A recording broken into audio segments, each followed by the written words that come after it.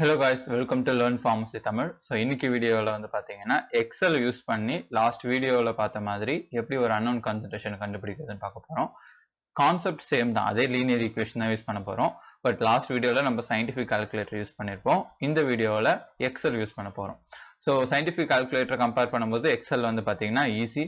நீங்கள் ஒன்ஸ் இந்த XL ready பண்ணிட்டீங்கன்னா நெக்ஸ்ட் நீங்கள் இதை வச்சு நீங்கள் அடுத்தடுத்து வெறும் இந்த அப்சார்பன்ஸ் மட்டும் இன்புட் பண்ணால் போதும். அடுத்தடுத்து நீங்கள் வேல்யூ எடுத்துக்கலாம். இது கால்குலேட்டர் நீங்கள் ஒவ்வொரு டைமும் வந்து பார்த்தீங்கன்னா எல்லாத்தையும் செட்டிங்ஸ் தான் செட் பண்ணி பண்ணணும், அவ்வளோதான். ஸோ இப்போ இதில் வந்து பார்த்தீங்கன்னா நம்ம எக்ஸல் ரெடி பண்ணி வச்சுருக்கோம். எக்ஸல் வந்து நான் உங்களுக்கு டிஸ்கிரிப்ஷனில் தந்துடுறேன், டிரைவில் இருக்கும், நீங்கள் டவுன்லோட் பண்ணி ஆக்சஸ் பண்ணிக்கலாம். பட் எப்படி கிரியேட் பண்ணணும் அப்படின்னு பார்த்தீங்கன்னா அது தனி ஒரு ப்ராசஸ். அது வந்து நீங்கள் எக்ஸல் பொதுவாக ஒர்க் பண்ண தெரிஞ்சிருந்தீங்கன்னா உங்களுக்கு தெரியும். நான் இப்போ பேசிக்காக என்ன பண்ணியிருக்கேன் மட்டும் சொல்லிடுறேன். ஆனால் எப்படி பண்ண போகிறேன், எப்படி பண்ணியிருக்கேன் அப்படின்ற ஸ்டெப் பை ஸ்டெப் நான் சொல்லலை. ஏன்னா அது வந்து பெரிய வீடியோவாக போயிடும், அது வந்து அவுட் ஆஃப் கான்டெக்ட் போயிடும். எப்படி ஹவு டு எக்ஸல் மேக் அந்த வீடியோவாக போயிடும். ஸோ நம்ம இப்போ வந்து பார்த்தீங்கன்னா நான் என்ன பண்ணியிருக்கேன் அப்படின்னு பார்த்தீங்கன்னா ஃபர்ஸ்ட் ஒரு நார்மலாக கான்சன்ட்ரேஷன் அப்சார்பன்ஸ் இது நம்மளுக்கு வேல்யூ கிடைச்சிக்கும் இல்லையா. இந்த வேல்யூ தான் நான் லாஸ்ட் வீடியோலையும் யூஸ் பண்ணியிருப்பேன். ஏன்னா அதே சேம் ரிசல்ட் ப்ரொடியூஸ் ஆகுதா அப்படின்னு சொல்லிட்டு செக் பண்ணிக்கலாம், அதுக்காக தான். ஸோ அதே கான்சன்ட்ரேஷன் அதே அப்சார்பன்ஸ் அதுக்கான போட்டிருக்கேன். அதுக்கப்புறமா அந்த வேல்யூ நீங்கள் செலக்ட் பண்ணி உங்களுக்கான ஒரு ஸ்கேட்டர் டயக்ராம். ஸோ நீங்கள் வந்து இந்த கிராஃப் போடும்போது நீங்கள் என்ன யூஸ் பண்ணணும் அப்படின்னா சார்ட் டைப் வந்து பார்த்தீங்கன்னா உங்களுக்கு வந்து எக்ஸ் ஒய் ஸ்கேட்டர்னு இருக்கணும். உங்களுக்கு லைனுன்னு ஒரு ஆப்ஷன் இருக்கும்.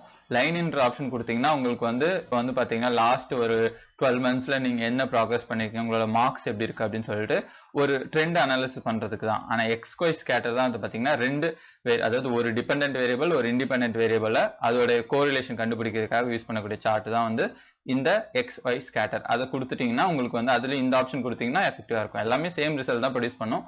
இது நான் யூஸ் பண்ணியிருக்கேன், அவ்வளோதான். அதுக்கப்புறமா இந்த வேல்யூலாம் நீங்கள் ஆட் பண்ணணும் அப்படின்னா இங்கே ப்ளஸ் சிம்பிள் கொடுத்தீங்கன்னா ஆக்சஸ் டைட்டில் சார்ட் டைட்டில் கொடுத்துட்டு சார்ட் டைட்டில் நீங்கள் டபுள் டேப் பண்ணீங்க அப்படின்னா அது நீங்கள் எடிட் பண்ணிக்கலாம். கான்சன்ட்ரேஷன் அப்சார்பன்ஸ் சொல்லிட்டு டேட்டா லேபிள்ஸ் வேணா நீங்கள் கொடுத்துக்கலாம், நான் அது கொடுக்கல. அதேமாதிரி அது இப்போ ட்ரெண்ட் லைன் முக்கியமாக. ஸோ இது பண்ணி முடிச்சுட்டு ட்ரெண்ட் லைன் வந்து நீங்கள் அது வந்து டிஃபால்ட்டாக ஆஃபில் தான் இருக்கும், அதை நீங்கள் கொடுக்கணும். அது கொடுத்துட்டு இங்கே மோர் ஆப்ஷன் போனீங்க அப்படின்னா உங்களுக்கு வந்து கீழே ஸ்க்ரோல் பண்ண வந்தீங்கன்னா display R square value display equation சார்ட்னு இருக்கும். இது கொடுத்தீங்கன்னா உங்களுக்கு இந்த ஈக்குவேஷன் வரும். நான் அது கொடுத்து வச்சிருந்தேன், அதுதான் இப்போ நான் எடிட் பண்ணதுனால அது காமிக்கல. மறுபடியும் நான் கொடுத்தேன் அப்படின்னா உங்களுக்கு இன்னொரு டைம் அதே தான் இங்கேயும் வரப்போகுது. ஸோ நான் அது கொடுத்துட்டு உங்களுக்கு தெரியுன்றதுக்காக நான் ஹைலைட் பண்ணதுனால அது டிசேபிள் ஆயிடுச்சு, அவ்வளோதான். ஆர் ஸ்கொயர் வேல்யூ வந்து பார்த்தீங்கன்னா உங்களுக்கு 0.993. இதை ரவுண்ட் பண்ணீங்கன்னா நியர் 1 வந்துடும். ஸோ ஆப்வியஸாக வந்து கோரிலேட் இருக்கு, பாசிட்டிவ் கோரிலேஷன். ஸோ அடுத்து என்ன பண்ணியிருக்கேன் அப்படின்னா இங்கே இருக்கிற வேல்யூ எல்லாம் தனித்தனியாக எடுத்து எழுதிட்டு இந்த எக்ஸுக்கான ஃபார்முலாவை நான் இங்கே இன்புட் பண்ணியிருக்கேன். அதாவது y equal to mx plus c அப்படின்றது லீனியர் ஈக்குவேஷன், ஓகேங்களா. இப்போ அதில் நம்மளுக்கு y தெரியும், அதாவது y வந்து நம்ம சாம்பிள் அப்போ யூவியில் வந்து நம்மளுக்கு அப்சார்பன்ஸ் கிடைச்சிரும். mன்றது ஸ்லோப்பு, அதுதான் இந்த 0.04928 நான் இங்கேயும் வந்து மென்ஷன் பண்ணியிருக்கேன். அதே மாதிரி சி வந்து பாத்தீங்கன்னா இன்டர்செப்ட், அது 0.0017. சம்டைம்ஸ் வந்து பாத்தீங்கன்னா சி வந்து பாத்தீங்கன்னா நியர் 0ல இருக்கும், அது வந்து நெக்லிஜிபிளா இருக்கும், நம்ம அதை விட்டுறலாம். மோஸ்ட்லி வந்து இதுல கொடுத்துருந்துச்சுன்னா நீங்க அதை போட்டுருங்க. அப்ப இன்னும் வந்து உங்களுக்கு வந்து ஒரு நியர்பை ரிசல்ட் வந்து கிடைக்கும். ஸோ இப்போ வந்து பாத்தீங்கன்னா நான் அப்டைன்ட் அப்சார்பன்ஸ், அதாவது நீங்க யூவில அந்த சாம்பிளை வச்சு கிடைக்கக்கூடிய absorbance y, estimated concentration of sample x, அதுதான் நம்ம ஃபைண்ட் பண்ண போறோம், அண்ட் ஸ்லோப் ஆன m அண்ட் இன்டர்செப்ட் ஆன சி. இந்த நாலுத்துக்கும் நான் வந்து செல் செப்பரேட்டா போட்டு அதுக்கு அசைன் பண்ணிட்டேன். இப்போ நம்மளுக்கு அந்த ஈக்குவேஷன் வந்து பாத்தீங்கன்னா y equal to mx plus C. இந்த ஈக்குவேஷன் இங்க பாத்தீங்களா இதான் ரிசம்பிள் ஆகுதுங்களா. ஸோ அந்த வேல்யூ தான் நான் இங்க எடுத்து பிரிச்சு எழுதியிருக்கேன். இதுல நம்மளுக்கு எக்ஸ் தான் நம்ம கண்டுபிடிக்க போறோம். அப்ப அந்த எக்ஸை வச்சுட்டு ரிமைனிங் இருக்கிற எல்லா விஷயத்தையும் நம்ம ரைட் சைட் கொண்டு வந்தோம் அப்படின்னா அது வந்து y minus c divide by m அப்படின்ற ஈக்குவேஷனுக்கு மாறும். ஸோ அதுதான் நான் இங்க எக்ஸுக்கு நான் கொடுத்துருக்கேன்.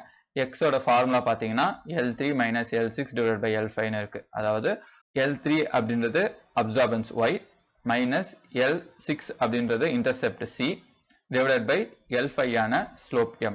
ஸோ அந்த பிராக்கெட் வந்து கண்டிப்பா போடணும், அப்பதான் வந்து பாத்தீங்கன்னா உங்களுக்கு yல இருந்து c மைனஸ் ஆகி அதுக்கப்புறமா m ஆல டிவைட் ஆகும். பிராக்கெட் போடல அப்படின்னா first L6 divide by L5 divide ஆகிட்டு அப்புறம் தான் L3ல இருந்து மைனஸ் ஆகும். ஸோ அப்போ ஆன்சர் தப்பா தான் வரும்.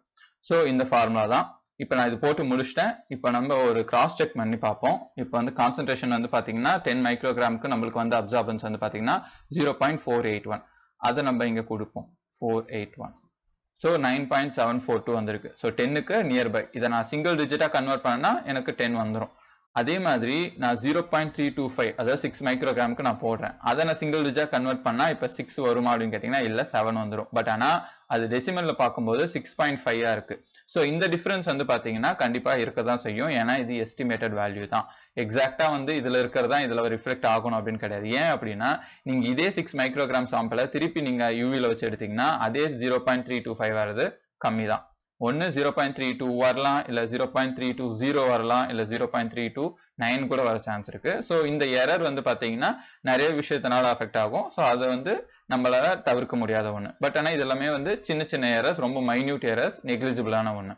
ஸோ இவ்வளவுதான். ஸோ பேசிக்கா நான் வந்து இப்போ ஒரு ஓவர்வியூ பார்த்துரும். ஸோ ஃபர்ஸ்ட் எக்ஸல்ல உங்களோட அந்த கேலிபிரேஷன் கர்வான வேல்யூஸ் போட்டிருக்காங்க 0, 2, 4, 6, 8. இது வந்து முன்னாடி சொன்ன மாதிரி இந்த பேட்டர்ன் சேஞ்ச் ஆகலாம். நீங்க வந்து 10, 20, 60, 40 அந்த மாதிரி வந்து எந்த 10 மைக்ரோகிராம்லையும் எடுத்துக்கலாம். இல்ல இது நான் வந்து சிங்கிள் 2, 4, 6, 8 எடுத்திருக்கேன். அதோட அப்சார்பன்ஸ் போட்டுருங்க.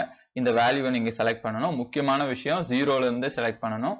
0ல இருந்து செலக்ட் பண்ணிட்டு நீங்க வந்து அந்த சார்ட் வந்து எக்ஸ் ஒய் ஸ்கேட்டர் கொடுக்கணும். அது கொடுத்ததுக்கு அப்புறமா நீங்க வந்து மற்ற விஷயங்கள்லாம் நீங்க ஆட் பண்ணிக்கலாம். அது முக்கியமான விஷயம் நீங்க என்ன ஆட் பண்ணணும்னா இந்த ட்ரெண்ட் லைன் கொடுத்துட்டு அதுல மோர் ஆப்ஷன் கொடுத்தீங்க அப்படின்னா உங்களுக்கு கீழே வந்தீங்கன்னா டிஸ்பிளே ஈக்குவேஷன் அண்ட் சார்ட்டும் ஆர் ஸ்கொயர் வேல்யூ உங்களோட ஒரு கிராஸ் செக்கிங் ஆனது தான், கோரிலேஷன் கரெக்டா இருக்கான்னு சொல்லிட்டு.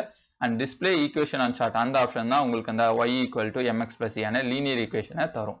அந்த ஈக்குவேஷனை நம்ம ஸ்ப்ளிட் பண்ணி இங்க தனியா எழுதிட்டு அதுக்கான வேல்யூ எல்லாம் நம்ம எடுத்து போட்டுட்டு எஸ்டிமேட்டட் கான்சன்ட்ரேஷன் சாம்பிள்ன்ற இடத்துல ஃபார்முலாவை நீங்க இன்புட் பண்ணிட்டீங்கன்னா ஒன்ஸ் நீங்க அப்சார்பன்ஸை வந்து கண்டுபிடிச்சு ஒன்னொன்னா ஆட் பண்ண உங்களுக்கான வேல்யூ வந்து இங்க சேஞ்ச் ஆகிட்டே இருக்கும். இவ்வளவுதான். ஸோ அந்த ஈக்குவேஷன் தான் இங்க நான் பிரிச்சு எழுதியிருக்கேன். ஸோ இந்த எக்ஸல் ஷீட் டிஸ்கிரிப்ஷன்ல அட்டாச் பண்றேன், வேணுன்றவங்க யூஸ் பண்ணிக்கோங்க. அண்ட் நீங்களுமே ட்ரை பண்ணி பாருங்க எப்படி இந்த சார்ட் போடணும், எப்படி ஃபார்முலா போடணும்ன்ற சிம்பிள் தான். இந்த ஈக்குவல் போட்டுட்டு இந்த நீங்க காப்பி பண்ணி நீங்க போட்டாலும் ஓகே. பேசிக்கா நீங்க எப்படி மேக்ஸ் நம்ம ஈக்குவேஷன் எழுதுவோமோ பிளஸ் மைனஸ் அதே தான். என்னன்னா முன்னாடி ஈக்குவல் போட்டுட்டு அது ஒரு சம்மா எக்ஸல் கன்சிடர் பண்ணிக்கும். இல்ல உங்களுக்கு வந்து இன்னும் வந்து டீடைலா தெரிஞ்சுக்கணும் அப்படின்னா யூடியூப்ல எண்ட்லெஸ் நாலேஜ் அப்படின்ற ஒரு சேனல் இருக்கு. எக்ஸலுக்குன்னு பேஸ்டா அது எம்எஸ் வேர்ட் எல்லாமே போட்டிருப்பாங்க, எக்ஸல் நல்லாவே போட்டிருப்பாங்க. அதோட பேசிக்ஸ் வந்து நீங்க பாத்துட்டீங்கன்னா உங்களுக்கு வந்து ஒரு நாலேஜ் கெயின் ஆன மாதிரி இருக்கும் எக்ஸல்ல. இதற்கு கண்டிப்பா அது யூஸ் ஆகும். அண்ட் இந்த மாதிரி வீடியோஸ்க்கு லேர்ன் ஃபார்மசி தமிழ்ல ஃபாலோ பண்ணிக்கோங்க, சப்ஸ்கிரைப் பண்ணிக்கோங்க. இன்னொரு வீடியோல இன்னொரு விஷயத்தோட சந்திப்போம். பாய்.